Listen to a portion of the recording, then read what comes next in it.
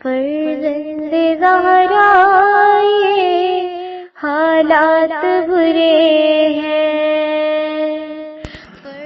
کاشانہ بصیرت ایک ایسا مکمل یوٹیوب چینل جس پر محروم بصارت کے لیے بالخصوص اور تمام افراد کے لیے بالعموم سینکڑوں کی تعداد میں اسلامی کتب دستیاب ہیں۔ لہذا گزارش ہے کہ آپ اپنی ذمہ داری نبھاتے ہوئے کاشانہ بصیرت کو سبسکرائب کرنے کے ساتھ ساتھ بیل آئیکن کو پریس کیجئے تاکہ آپ علم کے حصول کے ساتھ ساتھ مذہب اہل بیت کی اشاعت میں بھی اہم کردار ادا کرتے رہیں۔ کاشانہ بصیرت۔ فرزند زہرا یہ حالات برے ہیں۔ بسم اللہ الرحمن الرحیم۔ السلام علیکم۔ یہ کتاب آپ کے لیے کاشانہ بصیرت کی یوٹیوب چینل کی جانب سے ریکارڈ کی جا رہی ہے۔ نام کتاب احسن الفوائد فی شرح رسالہ اعتقادیہ، تالیف شیخ صدوق علیہ رحمہ۔ اب ہم کتاب کا پارٹ نمبر 55 پڑھیں گے۔ 37واں باب غلو و تفویض کا بیان کی تفصیل کا بقیہ حصہ۔ خطبۃ البیان والے شبہ کا بچند وجہ جواب بثواب کا بقیہ حصہ۔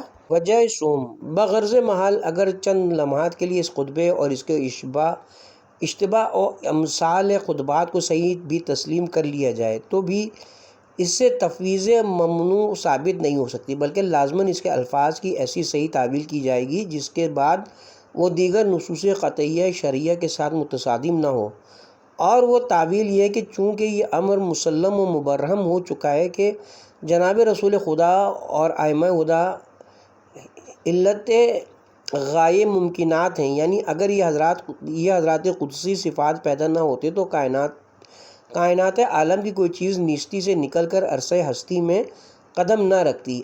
ارض و سما، جنت و نار، انبیاء و اولیاء، غرض کے خداوند عالم نے ہر شے ان کے طفیل پیدا فرمائی ہے، لہٰذا یہ بزرگوار من باب المجازیہ کہہ سکتے ہیں کہ گویا ہر شے ہم نے پیدا کی ہے، گویا انبیاء ہم نے بھیجے ہیں، گویا بارش ہم برساتے ہیں، اور گویا مارتے اور جلاتے ہم ہیں، کیونکہ اگر ہم نہ ہوتے تو کچھ بھی نہ ہوتا اور خدا کچھ بھی پیدا نہ کرتا، چونکہ سب کچھ ہماری وجہ سے، اس لیے گویا یہ سب کچھ ہم کرتے ہیں، لہٰذا اس سے تفویض ثابت نہیں ہوتی۔ وجہ چہارم قطع نظر نہج البلاغہ کے خطبات شریفہ کے خود حضرت امیر المومنین علیہ السلام کی بکثرت ایسی تصریحات موجود ہیں جو اس خطبۃ البیان کی تردید کرتی ہیں۔ ہم یہاں بنظر اختصار آپ کے فقط ایک ارشاد و احب الاعتقاد کو پیش کرتے جو کہ کتاب مستطاب عماد الاسلام جلد نمبر 1 صفحہ نمبر 181 طبع لکھنؤ میں موجود ہے۔ فرمایا کلمہ توحید اشہد ان لا الہ الا اللہ کے معنی یہ ہیں کہ سوائے خدا کے کوئی ہادی نہیں ہے۔ پھر فرمایا میں زمین و آسمان اور اس کے درمیان بسنے والی مخلوق از قسم ملائکہ، انسان، جن و ہوش اور طیور وغیرہ کو گواہ کر کے کہتا ہوں کہ سوائے خدا کے نہ کوئی خالق ہے، نہ اس کے سوا کوئی رازق ہے، اور نہ کوئی معبود ہے، اور نہ کوئی نفع اور ضرر پہنچانے والا ہے، اور یہ کوئی قبض و بسط کی قدرت رکھتا ہے، اور نہ کوئی قبض و بسط کی قدرت رکھتا ہے، اور نہ اس کے علاوہ کوئی عطا و منع کا مالک ہے، اور نہ اس کے سوا کوئی واضح و ناصح اور کافی و شافی، اور نہ مقدم و مؤخر کرنے والا ہے، وہی خالق و امر ہے۔ تمام خیرات اسی کے قبضہ قدرت میں ہیں۔ بابرکت ہے وہ خدا جو تمام عالموں کو پالنے والا ہے۔ اہل عقل و انصاف بتائیں کہ جس بزرگوار کا یہ کلام موجز نظام ہو خطبۃ البیان جیسے خطبات کو کس طرح اس کا کلام تسلیم کیا جا سکتا ہے۔ دوسرا شبہ بعض کتب میں جمہور بن الحکم سے روایت ہے، وہ بیان کرتے ہیں کہ میں نے جناب امام زین العابدین علیہ السلام کو دیکھا کہ یکبارگی ان کو پر لگ گئے اور اڑ گئے۔ کچھ دیر کے بعد واپس تشریف لائے اور فرمایا میں نے ابھی جناب جعفر بن ابی طالب کو اعلیٰ علیین میں دیکھا ہے۔ میں نے عرض کی آپ آسمانوں پر چڑھ سکتے ہیں؟ فرمایا ہم نے ہی تو ان کو بنایا ہے، پھر اپنی بنائی ہوئی چیز پر چڑھنے سے کس طرح عاجز ہو سکتے ہیں؟ ہم ہی عرش و کرسی کے مالک ہیں، حامل ہیں۔ اس شبے کا جواب یہ ہے کہ یہ روایت مجہولہ ہے، کیونکہ اس کا راوی جمہور بن حکم المہجول ہے۔ یہ بھی معلوم نہیں کہ وہ مسلمان ہے یا منافق، اور اگر مسلمان ہے تو مومن ہے یا غیر مومن، اور اگر مومن ہے تو پھر عادل ہے یا گناہ گار، کیونکہ کتب رجال میں اس کا کہیں کوئی تذکرہ نہیں ملتا، اور ظاہر ہے کہ ایسی مجہول روایت فروع دین میں بھی ناقابل عمل ہوتی ہے، چی جائے کہ اصول اعتقاد میں اس پر اعتماد کیا جائے۔ انصاف شرط ہے کہ کیا ایسی بے اصل و بے بنیاد اخبار احاد سے دین و اعتقاد ثابت ہو سکتا ہے؟ جو لوگ ایسی بے سروپا روایات پر وثوق کرتے ہیں، اگر مقام حساب میں ان کو یہ خطاب ہوا اور یقیناً ہوگا کہ دین کے معاملے میں صرف ان اشخاص کی روایات قابل قبول ہوتی تھیں جو عادل اور سقہ ہوں، بتاؤ تم نے جمہور بن حکم کی وثاقت کہاں سے معلوم کی تھی؟ تو یہ حضرات کیا جواب دیں گے؟ یاد رکھو، دین و اعتقاد کے معاملے میں ایسی بے اسناد بلکہ بالکل بے بنیاد اخبار احاد پر ہرگز اعتماد نہیں کیا جا سکتا۔ حدیث کی معتبر کتب میں اس روایت کا کہیں نام و نشان بھی موجود نہیں ہے۔ تیسرا شبہ، نہج البلاغہ حصہ سوم میں یہ فرمان وارد ہے کہ حضرت علی علیہ السلام نے فرمایا، یعنی ہم خدا کی مخلوق ہیں اور لوگ ہماری مخلوق ہیں، لہٰذا سے ثابت ہو گیا کہ کائنات حضرات محمد و آل محمد علیہ السلام نے پیدا کی ہے۔ اس شبے کا جواب یہ ہے کہ یہ ترجمہ سراسر غلط ہے۔ ظاہر ہے کہ جب ترجمہ ہی غلط ہے تو نتیجے میں لامحالہ غلطی ہوگا، کیونکہ اس کا صحیح ترجمہ یہ ہے کہ ہماری خلقت محض خداوند عالم کے لیے اور لوگوں کی خلقت ہماری وجہ سے ہے۔ اس سے جناب کا مقصد یہ ظاہر کرنا ہے کہ مقصود بالذات اور علت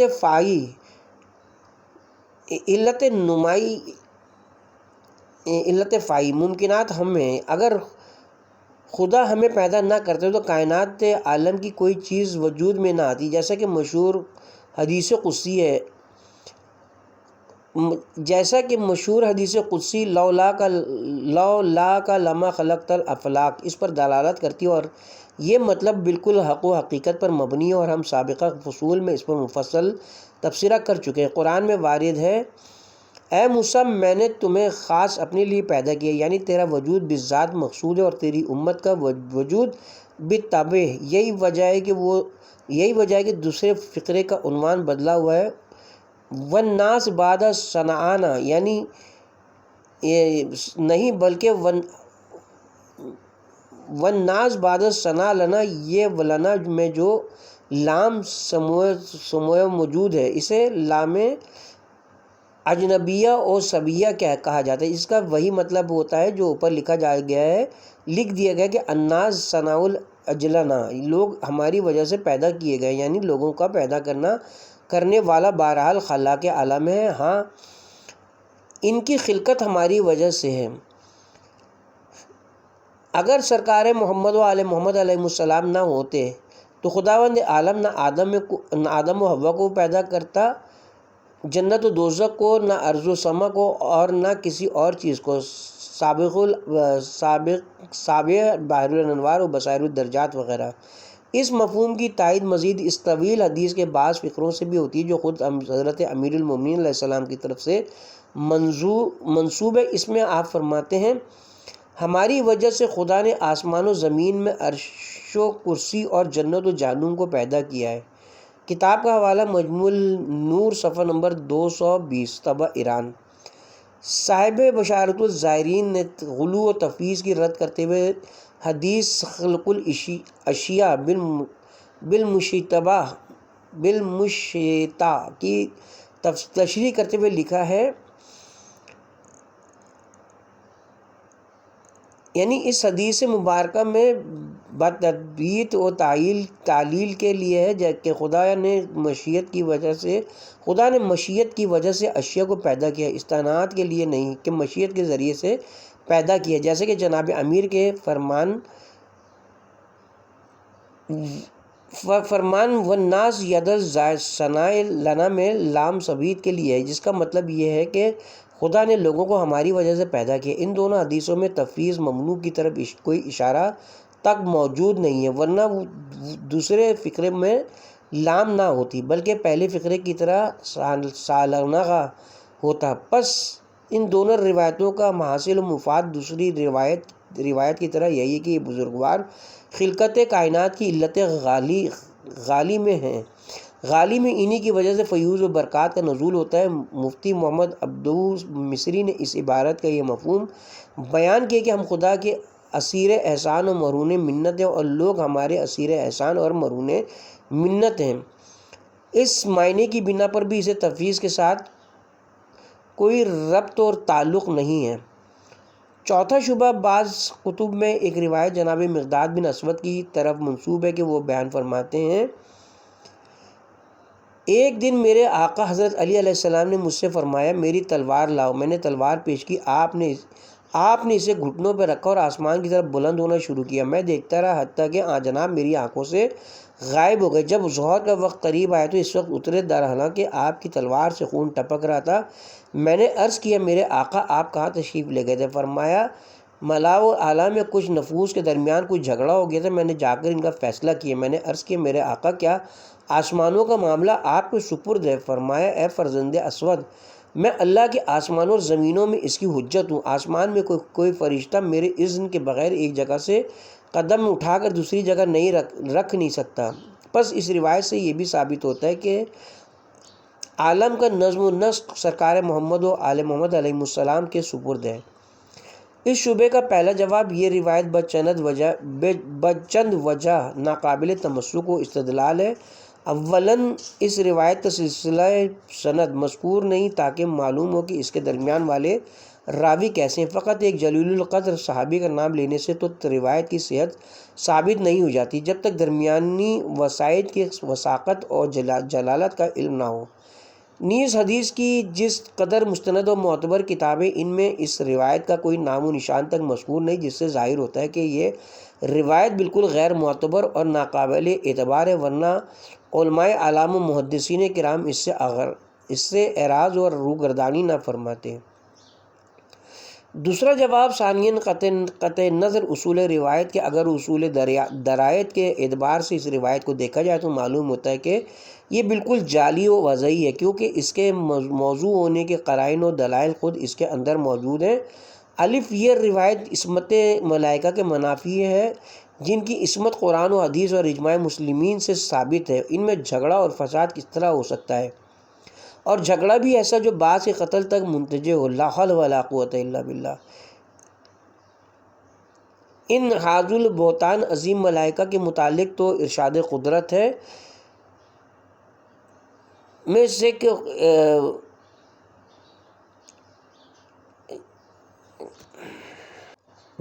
بامر مسلمات مسلمین میں سے ہے کہ ملائکہ کی خلقت نور سے ہوئی ہے، جیسا کہ بعض سابقہ افواب میں حقیقت ملائکہ کے ضمن میں اس امر پر مفصل تبصرہ کیا جا چکا ہے، لیکن لہٰذا ان میں خون کا پایا جانا کس طرح متصور ہو سکتا ہے؟ ایسے لوگوں کی حالت بڑی قابل رحم ہے جو ایسی محمل و مزخرف روایات کو بلا تعامل قبول کر لیتے ہیں۔ جیم، اس روایت میں وارد ہے کہ کوئی فرشتہ بغیر حضرت امیر علیہ السلام کے اذن کے اپنی جگہ سے قدم نہیں اٹھا سکتا، یعنی کوئی حرکت نہیں کر سکتا۔ یہ مطلب مسلمات قرآن و حدیث کے خلاف ہے۔ قرآن مجید میں خود ملائکہ کا یہ قول موجود ہے، اے رسول ہم نہیں اترتے مگر تیرے پروردگار کے حکم سے، اسی کے قبضے قدرت میں ہمارا سب بسط و کشاد ہے۔ اس آیت کا شان نزول مفسرین نے یہ لکھا کہ ایک مرتبہ جناب رسول خدا صلی اللہ علیہ وسلم نے جناب جبرائیل سے فرمایا آپ جس قدر ہمارے پاس آتے ہیں اس سے زیادہ کیوں نہیں آتے؟ یا جبرائیل امین نے عرض کیا ہمارا آنا یا نہ آنا خداوند عالم کے حکم کے تابع ہے۔ تفسیر مجموع البیان جلد نمبر 2، تفسیر صافی صفحہ نمبر 15 اور تفسیر اللوامہ تنزیل جلد نمبر 16 صفحہ نمبر 250 وغیرہ۔ اسی طرح سورہ قدر میں وارد ہے تنزل الملائکۃ والروح فیہا باذن ربہم لیلۃ القدر میں ملائکہ اور روح اپنے پروردگار کے اذن سے اترتے ہیں، لہٰذا قرآن تو یہ کہتا ہے کہ ملائکہ کی حرکت اور ان کا سکون اذن خداوندی کے تابع ہے، اور اس روایت سے یہ ثابت ہوتا ہے کہ ان کی حرکت اور ان کا سکون حضرت امیر کے تابع ہے۔ اب اہل ایمان کو اختیار ہے خواہ قرآن کی بات تسلیم کریں اور خواہ اس بے بنیاد روایت پر اعتماد کریں۔ تیسرا جواب حضرت امام زین العابدین علیہ السلام کی صحیفہ کاملہ میں جو دعا ملائکہ پر صلوات کے سلسلے میں موجود ہے، اس میں آپ فرماتے ہیں بار الہ ان ملائکہ پر درود بھیج جن کا ذکر ہم نے نہیں کیا، اور نہ ہی ان کے متعلق ہمیں علم ہے کہ تیرے نزدیک ان کا مرتبہ کیا ہے، اور نہ یہ معلوم ہے کہ تو نے ان کو کس امر پر موکل کیا ہے۔ یہ اس صحیفہ سجادیہ کے کلمات ہیں جس کے کلام میں امام ہونے میں کوئی کلام نہیں۔ امام تو یہ فرماتے ہیں کہ کچھ ملائکہ ایسے بھی ہیں کہ ہمیں ان کے مکان و مرتبہ اور علم کا بھی علم نہیں۔ علامہ سید علی خان نے ریاض السالکین میں اس فقرے کی تشریح میں لکھا ہے، یعنی اس فقرے میں اس مطلب پر دلالت ہے کہ تمام ملائکہ کے اصناف و اقسام کو سوائے ان کے خالق کے اور کوئی نہیں جانتا، جیسے کہ اس کا ارشاد ہے کہ اے رسول تیرے پروردگار کے لشکروں کو سوائے اس کے اور کوئی نہیں جانتا، مگر تفویض نواز یہ کہہ رہے ہیں کہ کوئی فرشتہ بغیر اذن امام قدم نہیں اٹھا سکتا۔ پانچواں شبہ جناب قمر سے روایت ہے، وہ بیان کرتے ہیں کہ میں ایک مرتبہ جناب امیر کے دولت سرا جناب فضہ سے دریافت کیا کہ حضرت علی کہاں ہیں؟ جناب فضہ نے بتایا بروج میں تشریف لے گئے۔ میں نے کہا وہ بروج میں کیا کرتے ہیں؟ فضہ نے جواب دیا وہ وہاں جا کر رزق تقسیم کرتے ہیں، عمر مقدر کرتے ہیں، مخلوق کو پیدا کرتے ہیں، مارتے اور جلاتے ہیں، اور عزت و ذلت تقسیم کرتے ہیں۔ قمر نے کہا باخدا میں اپنے آقا کو اس کافرہ کی گفتگو کی ضرور اطلاع دوں گا۔ ابھی یہ گفتگو ہو رہی تھی کہ حضرت امیر نمودار ہو گئے اور فرمایا اے قمر تمہارے اور فضہ کے درمیان کیا بات چیت ہو رہی تھی؟ قمر نے تمام واقعہ عرض کیا۔ حضرت نے سن کر فرمایا مگر تم اس کے منکر ہو؟ قمر نے عرض کیا ہاں۔ اس وقت جناب نے کچھ پڑھا اور ہاتھ مبارک قمر کی آنکھوں پر پھیرا۔ قمر کہتے کہ میں نے تمام آسمانوں اور زمینوں کو جناب کے سامنے ایسے دیکھا جیسا کسی کے سامنے بادام پڑا ہوا ہو، نیز اور بہت سی مخلوق کو دیکھا۔ اس وقت حضرت علی علیہ السلام نے فرمایا اے قمر ہم نے ہی زمین و آسمان اور ان کے اندر رہنے والی اور ان کے درمیان والی اور ان کے نیچے بسنے والی مخلوق کو پیدا کیا ہے۔ پھر حضرت نے دوبارہ ہاتھ پھیرا اور یہ سب کچھ آنکھوں سے غائب ہو گیا۔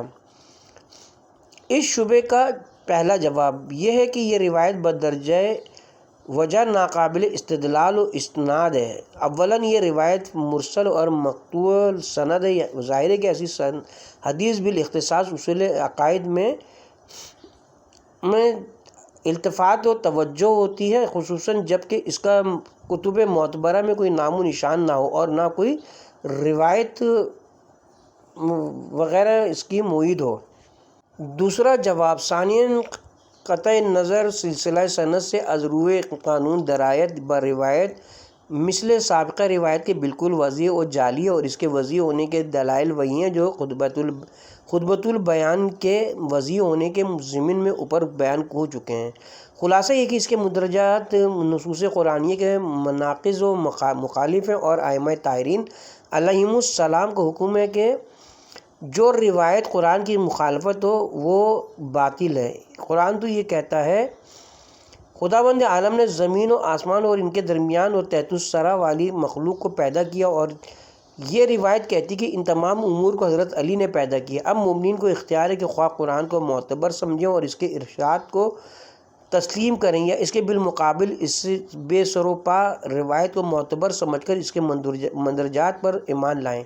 یہ روایت ان روایت کثیر و معتبرہ کے خلاف ہے جن میں ان امور کی ائمہ علیہم السلام سے نفی کی گئی ہے۔ چنانچہ عند الاختلاف ترجیح انہی روایات کو دی جائے گی جو تعداد میں زیادہ اور سند کے اعتبار سے صحیح ہیں۔ تیسرا جواب یہ امر بھی ملحوظ رہے کہ یہ مسئلہ اصول و اعتقادات سے تعلق رکھتا ہے، اور ارباب بصیرت جانتے ہیں کہ عقائد کے سلسلے میں آیات محکمات کارآمد ہوتی ہیں یا روایت متواترات میں موجب علم و یقین ہوتی ہیں۔ اس قسم کی اخبار احاد اور وہ بھی ایسی بے سر و پا جو قانون روایت و درایت کے لحاظ سے بالکل بے بنیاد ہوں، یہاں کام نہیں آ سکتی۔ چھٹا شبہ قرآن میں وارد ہے اے رسول وہ کنکریاں جو تم نے پھینکی تھی وہ تم نے نہیں پھینکی تھیں بلکہ خدا نے پھینکی تھی۔ نمبر 1 اس آیت سے معلوم ہوتا ہے کہ رسول کا فعل اللہ کا فعل ہے، لہٰذا وہ جو کام کرتے ہیں اللہ سبحانہ و تعالیٰ فرماتا ہے وہ کام میں کرتا ہوں، بس اس سے تفویض ثابت ہے۔ اس شبے کا پہلا جواب اس آیت مبارکہ سے اس مقصد کے لیے استدلال کرنا بدرجہ باطل ہے۔ اولاً اس لیے کہ اگر اس فقرے سے تفویض ثابت ہوتی ہے تو پھر یہ تفویض ان تمام لوگوں کے حق میں ثابت ہے جو اس جنگ میں حضرت کے ہمراہ شریک تھے، کیونکہ ان کے متعلق ارشاد قدرت ہے تم نے کفار کو قتل نہیں کیا تھا بلکہ اللہ سبحانہ نے ان کو قتل کیا تھا۔ دونوں جملے ایک جیسے ہیں۔ دوسرا جواب ثانیاً اس لیے کہ یہ آیت مقام اعجاز کے متعلق ہے، چونکہ واقعہ یہ ہوا تھا کہ حضرت نے ایک مٹھی کنکریوں کی کفار کی طرف پھینکی تھی اور وہ کنکریاں تمام کفار کے چہروں پر لگیں جن سے ان کی آنکھیں چندھیا گئیں۔ خدا عز و جل اسی واقعے کی طرف اشارہ فرما رہا ہے کہ اے رسول کنکریاں پھینکی تو تم نے ہی تھیں، لیکن ان کا تمام کفار کے چہروں تک پہنچانا یہ فوق طاقت بشری فعل میں نے انجام دیا تھا۔ جناب محدث محسن فیض کاشانی علیہ رحمہ لکھتے ہیں، تفسیر صافی صفحہ نمبر 194 طبع ایران، خدا نے تیر مارنے کا اپنے رسول کے لیے اس لیے اس بات کیا ہے کہ صورت رمی حضرت سے صادر ہوئی تھی، اور نفی اس لیے فرمائی کہ اس کا وہ اثر جو طاقت بشری سے خارج ہے خدا نے پیدا کیا تھا، لہٰذا گویا کہ در حقیقت کنکری خدا نے ہی ماری تھی نہ رسول نے۔ اسی طرح دوسرے صحابہ کو خطاب ہے کہ تم یہ فخر و مباحات نہ کرو کہ کفار کو تم نے قتل کیا۔ یہ ٹھیک ہے کہ تم شمشیر بکف تھے، مگر کفار کو مرعوب کرنا، تمہارے دلوں کو قوی کرنا اور ملائکہ کو تمہاری نصرت کے لیے اتارنا، یہ سب کچھ میرا فعل تھا، اس لیے در حقیقت کفار کو میں نے قتل کیا۔ ملاحظہ و تفسیر صافی صفحہ نمبر 194 اور تفسیر برہان جلد نمبر 2 صفحہ نمبر 70۔ یہ ارشاد قدرت ایسا ہی ہے جیسے سورہ واقعہ میں مذکور ہے، تم زراعت نہیں کرتے بلکہ ہم زراعت کرتے ہیں۔ بنابراین واضح ہو جاتا ہے کہ اس آیت مبارکہ کو تفویض کے ساتھ کوئی ربط و تعلق ہی نہیں ہے۔ ساتواں شبہ اور اس کے جوابات ارشاد قدرت ہے، تبارک اللہ احسن الخالقین، بابرکت ہے وہ خدا جو پیدا کرنے والوں میں سے بہترین پیدا کرنے والا ہے۔ اس آیت سے مستفاد ہوتا ہے کہ خدا تعالیٰ کے علاوہ کچھ اور خالق بھی ہیں، پس اس آیت سے بھی تفویض ثابت ہوتی ہے۔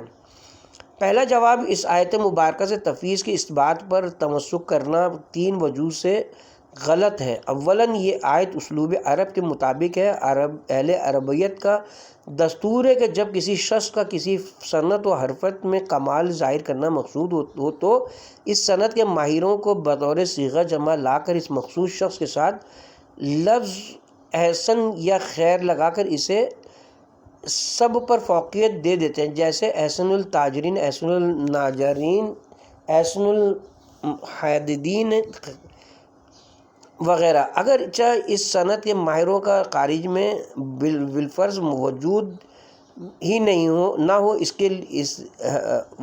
ہو اس سے یہ لازم نہیں آتا کہ دوسرے صنعت کار ضرور موجود ہوں۔ یہی حال احسن الخالقین کا ہے۔ دوسرا جواب ثانیاً خلق بمعنی منع بھی استعمال ہوتا ہے۔ قاموس جلد نمبر 3 صفحہ نمبر 228 طبع مصر۔ ممکن ہے مفہوم آیت واللہ علم یہ ہو، اللہ واللہ احسن السائلین،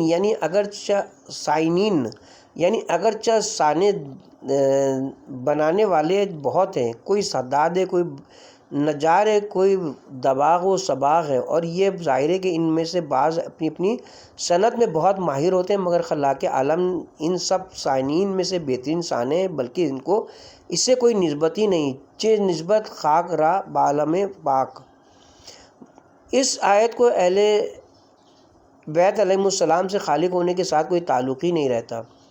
تیسرا جواب ثالثاً لغت عرب میں خلق بمعنی تقدیر اندازہ لگانا بھی استعمال ہوتا ہے، جیسا کہ المنجد صفحہ نمبر 193 اور قاموس جلد نمبر 3 صفحہ نمبر 228 وغیرہ میں مذکور ہے، لہٰذا بنا بری اس آیت کا مطلب یہ ہوگا کہ تمام اندازہ لگانے والوں اور منصوبہ بندی کرنے والوں سے خداوند عالم بہترین اندازہ لگانے والا اور منصوبہ بندی کرنے والا ہے، لہٰذا اس کا تفویض کے ساتھ کوئی ربط نہیں ہے۔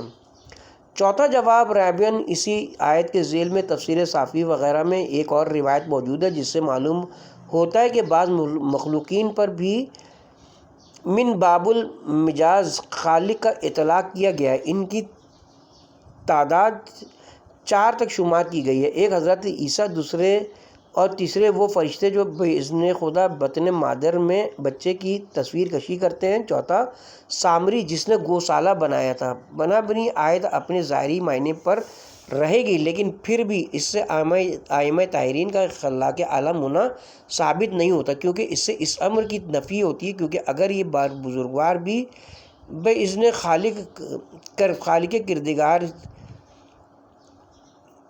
تو جہاں ان مذکورہ بالا 4 افراد پر خالق کا اطلاق کیا تھا، وہاں یہ بھی مذکور ہوتا کہ ہم ائمہ اہل بیت علیہم السلام بھی خالق ہیں، لیکن جب یہ وارد نہیں تو اس سے معلوم ہوتا ہے کہ وہ خالق نہیں ہے۔ اب محض قیاس آرائی سے کام نہیں لیا جا سکتا کہ جب فلاں و فلاں پر خالق کا اطلاق ہوا ہے تو ائمہ اطہار پر کیوں نہیں ہو سکتا۔ علاوہ بری یہ روایت بھی محل نظر ہے۔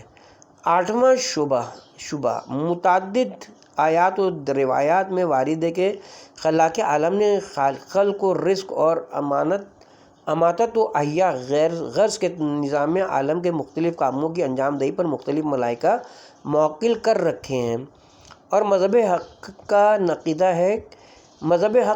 ہے کہ ملائکہ ائمہ طاہرین کے خادم ہیں، پس جب خادم ان امور کو انجام دے سکتے ہیں تو ان کے مخدوم ان امور کو انجام کیوں نہیں دے سکتے؟ عین ممکن ہے کہ مدبرات الامر ملائکہ ہوں، ان کے اوپر حاکم اعلیٰ اولی الامر یعنی ائمہ اطہار ہوں، اور اولی الامر کے اوپر خداوند عالم حاکم اعلیٰ ہو، جیسا کہ دنیاوی نظام میں بادشاہ اور وزیر اور دیگر اعمال کو مثال سے یہ مطلب اور بھی واضح ہو جاتا ہے۔ ایسا اعتقاد رکھنے میں کون سی خرابی لازم آتی ہے؟ شبے کا خلاصہ یہ کہ ائمہ اہل بیت علیہ السلام کی بارگاہ قدرت میں وہی حیثیت ہے جو ایک وزیر با تدبیر کی کسی شہنشاہ کی بارگاہ میں ہوتی ہے۔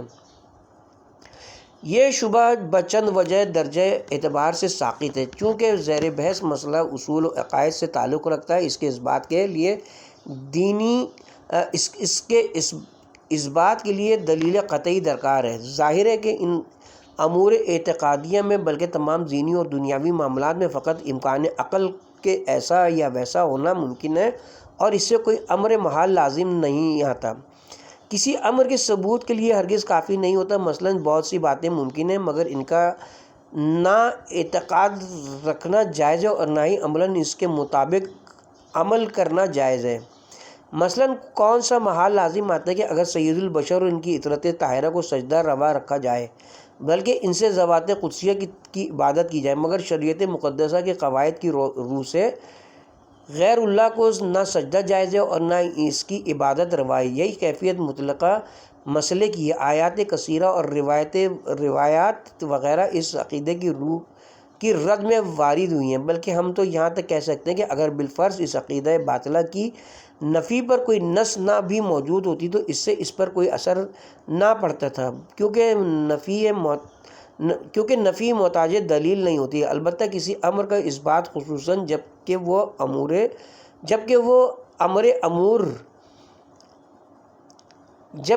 امر امور اعتقادیہ سے متعلق و دلیل قطعی شرعی کا محتاج ہوتا ہے۔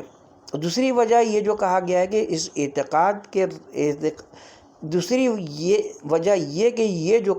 اس اعتقاد رکھنے میں کون سی خرابی لازم آتی ہے، ہم یہ تسلیم کرتے ہیں کہ یہ تقریر سراپا تغریر عوام الناس کو متاثر کرنے اور ان کے صحیح عقیدے پر ڈاکہ ڈالنے کے لیے بے حد مؤثر ہے، مگر ارباب عقل سمجھتے ہیں کہ یہ تقریر حقیقت سے بالکل خالی ہے۔ غور طلب امر یہ کہ یہ جو کہا گیا ہے کہ یہ اعتقاد رکھنے سے کون سی خرابی لازمی آتی ہے، اس خرابی سے کیا مراد ہے؟ اگر اس سے مراد یہ ہے کہ اس سے کون سا نظام عالم بگڑتا ہے تو نظام عالم میں تو اس لیے خرابی لازم نہیں آ سکتی کہ اس کا ناظم و مدبر خلاق عالم ہے، هو الحی لا یموت، اور اگر اس سے دینی خرابی مراد ہے تو وہ موجود ہے، کیونکہ یہ عقیدہ خدا اور رسول اور ائمہ طاہرین علیہ السلام پر افطرا ہے اور ان کے نصوص صریحہ و صحیحہ کے مخالف ہے، جس کی وجہ سے نعمت ایمان سلب ہو جاتی ہے۔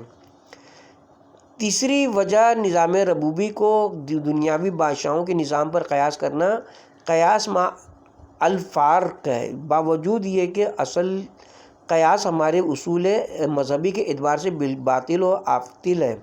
رسول و آل رسول کا اصل وظیفہ نظام شرعی کا قیام اور نفاذ حدود اور اجراء و احکام ہے، نہ نظام دنیاوی کا چلانا۔ ہاں ان امور میں وہ شفاعت و سفارش فرماتے ہیں اور خدائے ذی المنن ان کی سفارش کو مسترد نہیں فرماتا، جیسا کہ اس امر کی وضاحت کی جا چکی ہے۔ خدا کا کوئی وزیر ہے اور نہ کوئی مشیر، اس کی ذات اس سے اجل و عرفہ ہے، وہ غنی بالذات ہے۔ حضرت امیر المومنین علیہ السلام دعائے یستشیر میں فرماتے ہیں، خدا وہ ہے جو بلا وزیر عالم کی تدبیر کرتے ہیں اور اپنی مخلوق میں سے کسی سے بھی مشورہ نہیں کرتا۔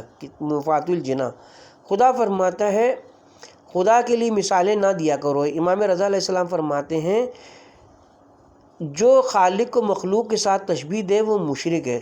کتاب کا حوالہ عون الاخبار۔ چوتھی وجہ یہ جو کہا گیا ہے کہ اگر ملائکہ یہ کام انجام دے سکتے تو ائمہ طاہرین علیہم السلام کیوں انجام نہیں دے سکتے، جو کہ مخدوم ملائکہ ہیں۔ یہ تقریر سراسر فریب کاری یا جہالت اور مکاری پر مبنی ہے، ورنہ کس نے یہ کہا ہے کہ ائمہ ان امور کو انجام نہیں دے سکتے؟ ائمہ اطہار تو اشرف الخلائق ہیں۔ خدا وہ قادر مطلق ہے کہ اگر چاہے تو مچھر جیسی کمزور مخلوق سے بھی یہ کام لے سکتا ہے۔ کتاب کا حوالہ احسن الفوائد کی طبع اول کے بعد بعض اہل غرض مقربین دین اس عبارت کو لے اڑے اور ابلۂ فریبی سے کام لے کر زمین و آسمان کے قلابے ملا دیے اور عامت الناس کو علماء اعلام سے بدظن کرنے کے لیے اس انداز میں اسے پبلک میں اچھا لا کہ شاید معلم ملکوت بھی ان کی کارآستانی دیکھ کر حیران رہ گیا ہوگا۔ با انصاف ناظرین کرام مقرر بنظر غیر اس عبارت کا مطالعہ کریں، کیا اس میں ائمہ اہل بیت علیہ السلام کی توہین کا کوئی شائبہ بھی پایا جاتا ہے؟ کیا اس عبارت میں ائمہ اطہار کو مچھر کے برابر قرار دیا گیا ہے؟ کیا اس میں ان کو ان امور کی انجام دہی سے عاجز بتایا گیا ہے، یا اس میں ان کے حامل روح القدس ہونے کی نفی کی گئی ہے؟ ظاہر ہے کہ اس عبارت میں صرف خداوند عالم کے علی کل شیء قدیر ہونے کا اظہار کیا گیا ہے اور بس۔ یہ تو اتنا واضح و آشکار مفہوم ہے کہ کسی بھی صاحب عقل سلیم و طبع مستقیم کو اس کے سمجھنے میں ہرگز کوئی دقت محسوس نہیں ہوتی۔ نزاع اس میں نہیں ہے کہ ائمہ اطہار علیہ السلام ان امور کو انجام دے سکتے ہیں یا نہیں دے سکتے، بلکہ تمام تر بحث و نزاع اس امر میں ہے کہ آیا ان امور کی انجام دہی ائمہ علیہ السلام کا وظیفہ اور فرض منصبی ہے یا یہ ان کا منصب نہیں ہے۔ اگر کسی کا خادم کوئی کام کرتا ہو تو اس سے یہ کب لازم آتا ہے کہ اس کا مخدوم بھی ضرور وہ کام کرے، اگرچہ وہ کام مخدوم کے شایان شان بھی نہ ہو۔ یاد رکھیں کسی کام کا کر سکنا اور ہے اور فرض منصبی سمجھ کر کرنا اور ہے۔ 37واں باب غلو اور تفویض کا بیان کی تفصیل کا سلسلہ بھی جاری ہے، اور یہاں ہم کتاب کے پارٹ نمبر 55 کا اختتام کرتے ہیں اور پارٹ نمبر 56 کا آغاز اسی باب سے کریں گے انشاءاللہ۔